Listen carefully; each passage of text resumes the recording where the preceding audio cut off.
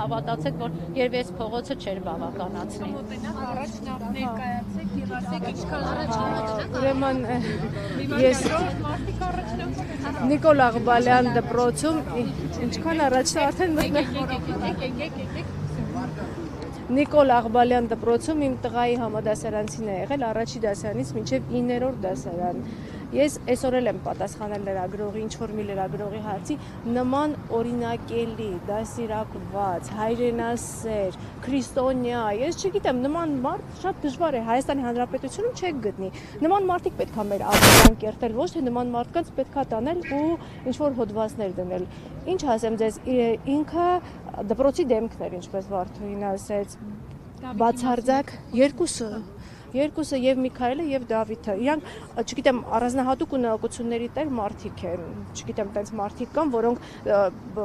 երկրորդ, առաջի, երրորդ, չորրորդ դասարաններում իրանց կյանքի միակ նպատակը լավ սովորել, լավ մարդ դառնալ, հայրենիքին պիտանի մարդ դառնալ։ Դուք պետք է այդ երեխեքին տեսնեիք Ղարաբաղյան պատերազմի օրերին։ Մարդիկ լուրջ եմ ասում, հոգեկան բաներ էին ստանում։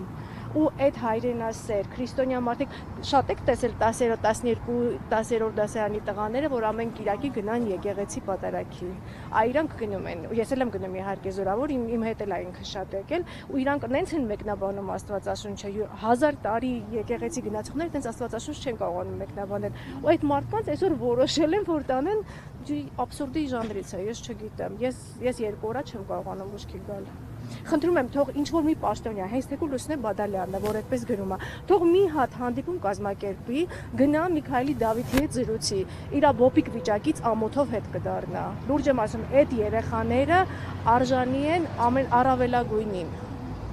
Ու հաստատ ինձ թվում է դա ինչ-որ անկանոն շարժման հետևանք է, որովհետև թիկնապահները հրելով Դավիթի ծնոտին էին խփել։ Ես տենց եմ, ես հնարավոր է չէ 9 տարի սովորի մի դպրոցում ու ոչ մի օր դա ինչ որ մի ուսուցչի պատասխանած չկա, հասկանում եք, ինչ որ կոնֆլիկտ արած չկա։ Այդ դասարանի երևի խաղաղության աղավնիներն էին այդ տղաները։ Ես իմ բոլոր բարերի տակ ստորագրում եմ։